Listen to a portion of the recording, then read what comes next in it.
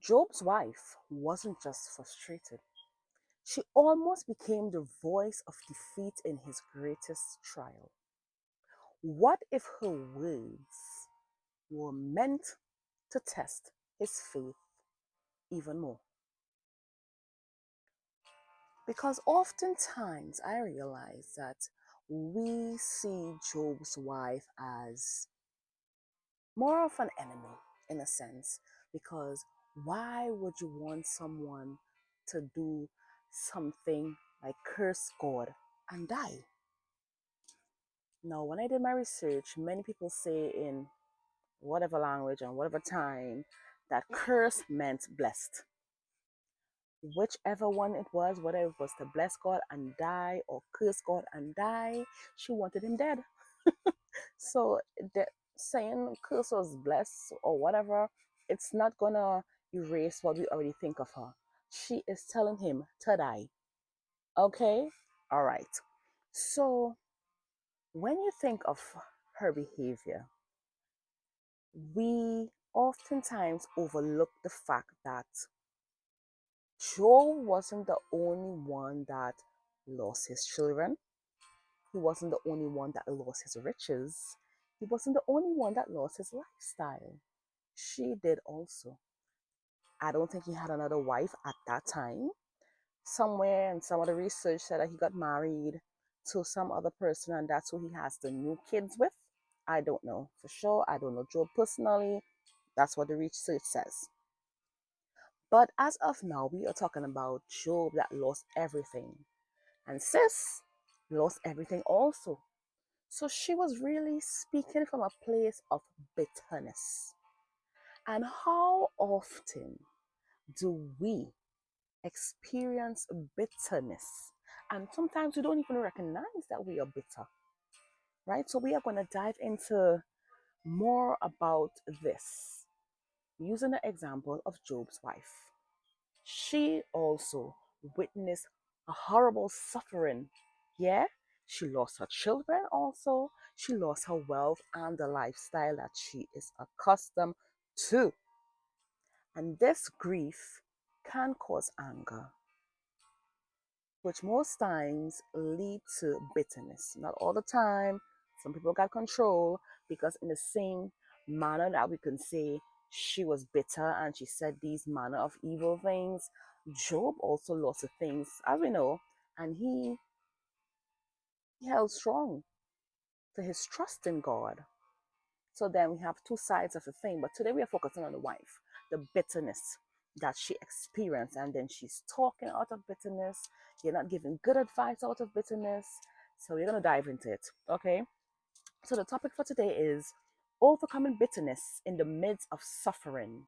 The untold lesson of Job's wife. Well, from Job's wife. All right. So in Job 2 and 9, she said, are you still trying to maintain your integrity? Curse God and die. That's the only thing you hear about her. He spoke about her twice after, but that's not important right now. Right? So as I said before, she did experience loss and stuff also. She was in grief, she was angry. So most likely her response would have been bitter. Curse God and die. Right? Bitterness often stems from an overwhelming pain or frustration, especially when things aren't going the way that you thought it would have gone, or if you think that God's plan is kind of unclear or harsh. Right. So, exploring this emotion makes you realize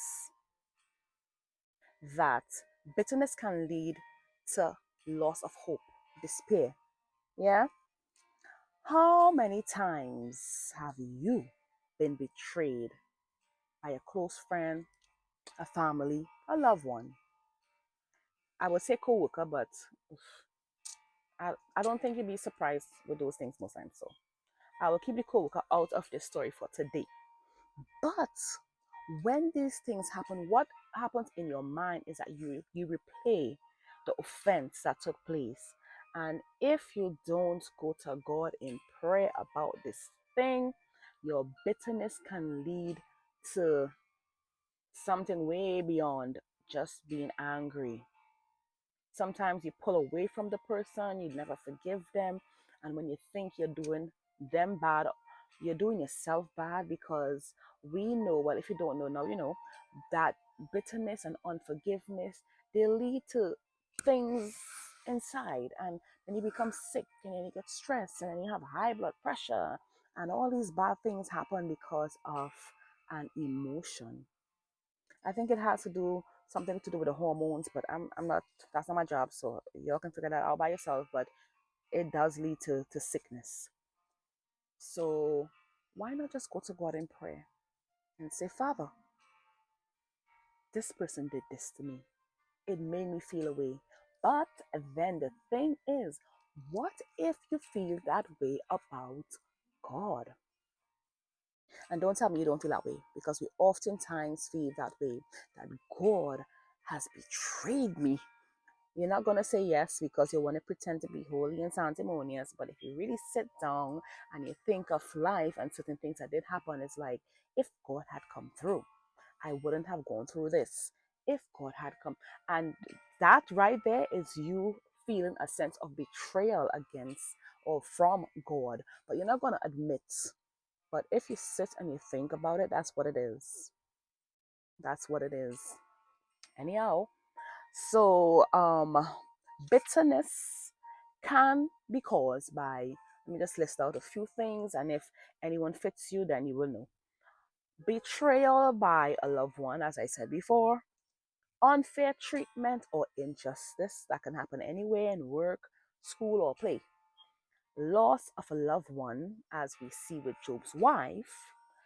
Unfulfilled expectations.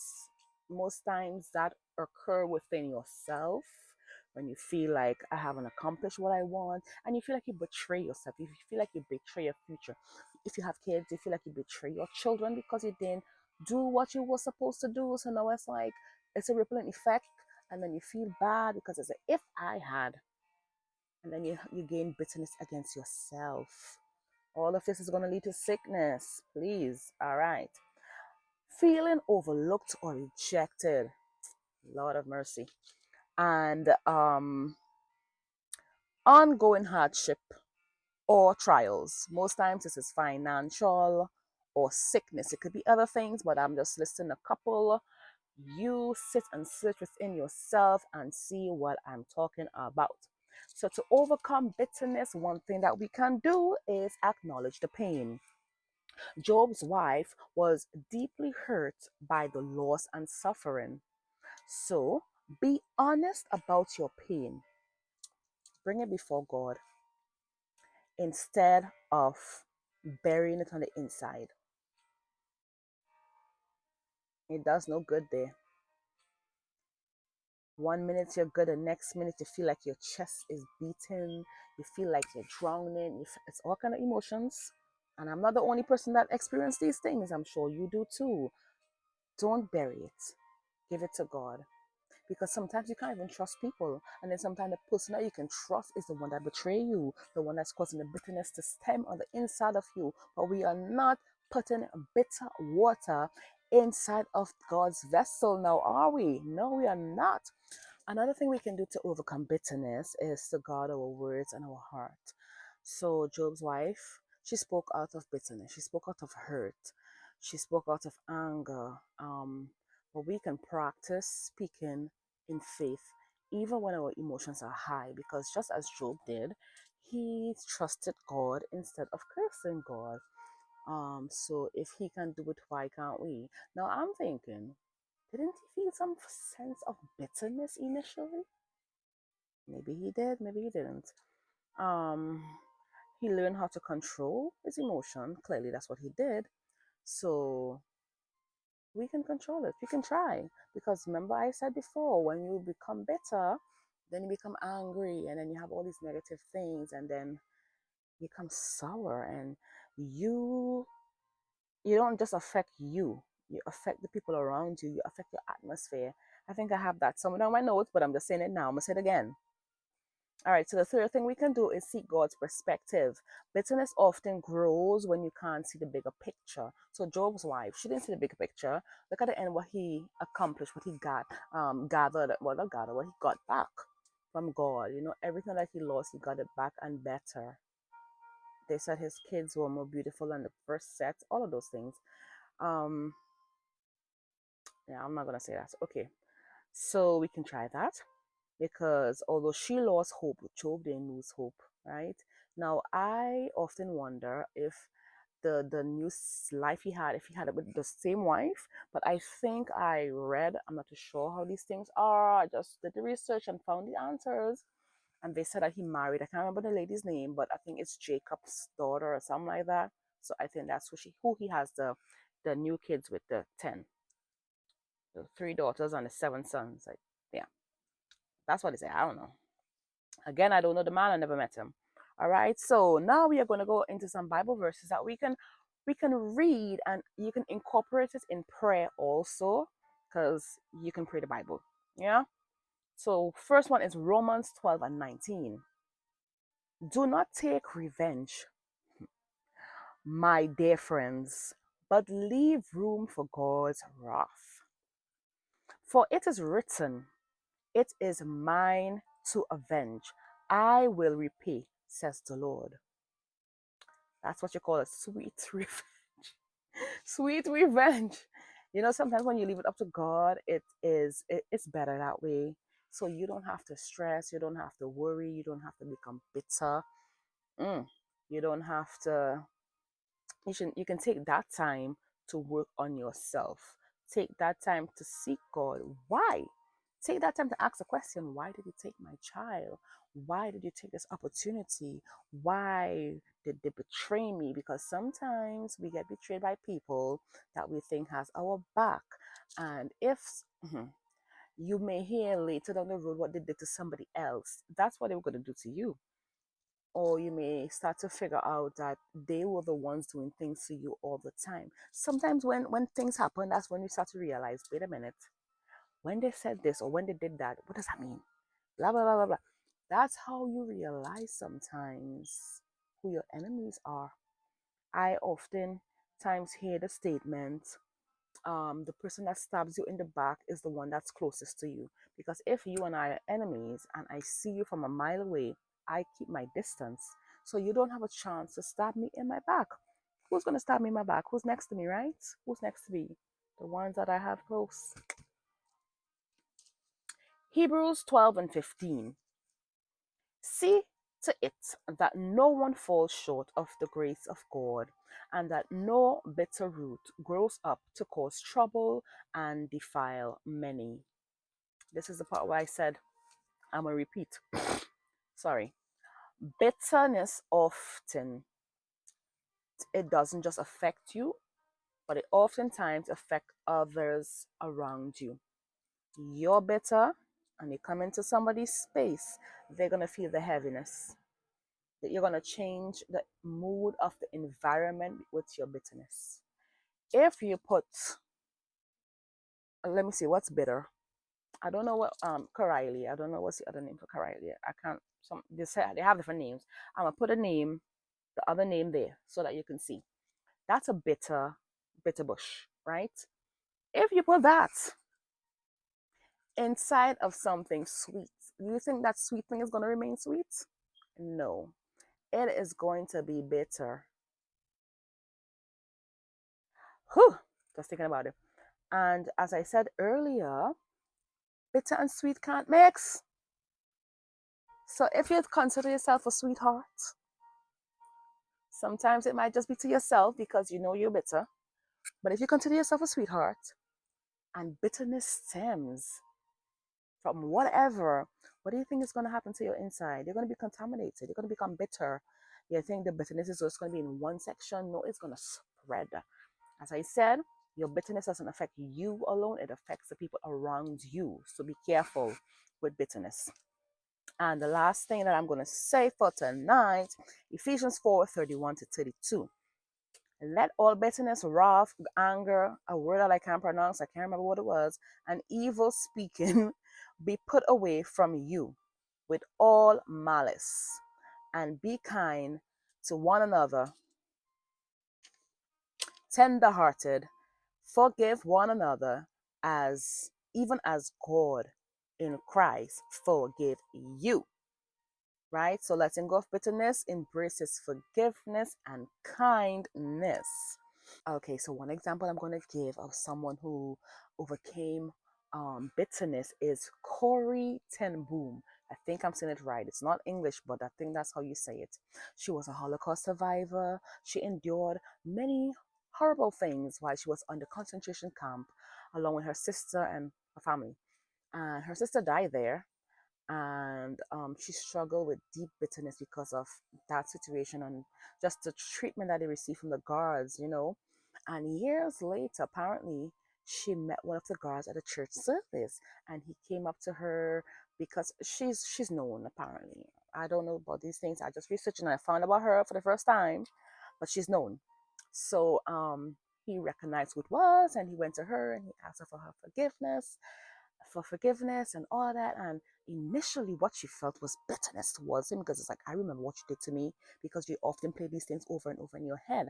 And you know, you ever have a moment where something happened and you're trying to forgive, but every time you see the person, it's like, oh, you get angry all over again, you get bitter all over again. Yeah. So that's what she experienced, and she had to go to God. She had to pray, and when she prayed about it, it's like God released her immediately, and she was able to forgive this man, and she was able to live in peace. You know, so who doesn't want that for their self? Who doesn't want that for their life? Now, I don't know if Job's wife ever went on to pray about her feelings and all of that, but let's not be like her. Let's not live in bitterness. Let's not allow bitterness to take over. Let us examine where we are bitter. I did list a few things that can cause bitterness, but that's just a few. There are many more reasons that can cause bitterness. I want you to examine them for yourself, research them for yourself. You dig deep and see, where does bitterness lie inside of you, right? And as we learn from Corey Ten Boom, she overcame her bitterness towards the guard by praying to the Lord, right? As I said before, I don't know if Job's wife did overcame her bitterness at all, because they don't really say anything much about her. But we are going to learn from her mistake, let's call it that, and not become bitter. Because you realize, when you become bitter, you don't just affect you, you affect others around and about you. You say the wrong things, you don't care about other people's emotions or feelings or whatever, because you are too hurt.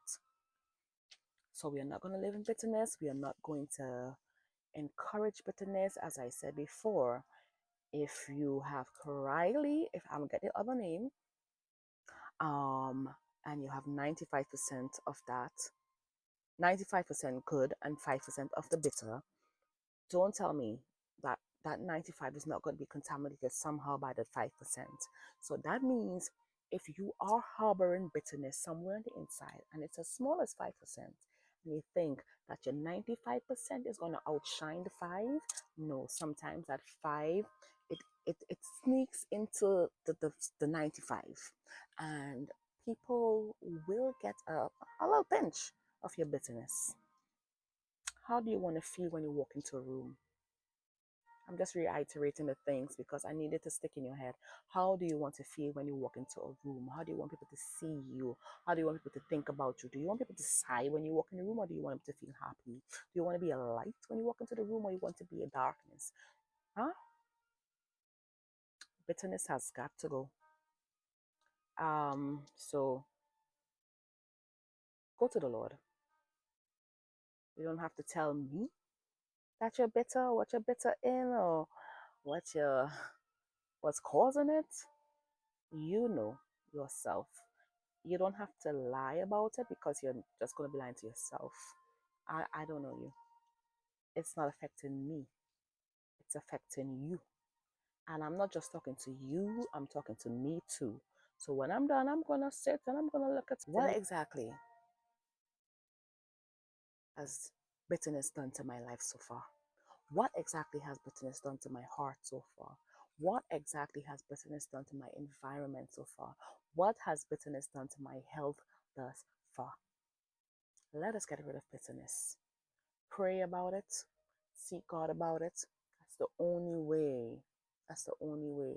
And you'll be true to yourself and overcome bitterness. Okay? So, once more, Woman I Am is here to transform your life by inspiring you. I'm inspiring you today to not be bitter anymore. Okay? Have a good day.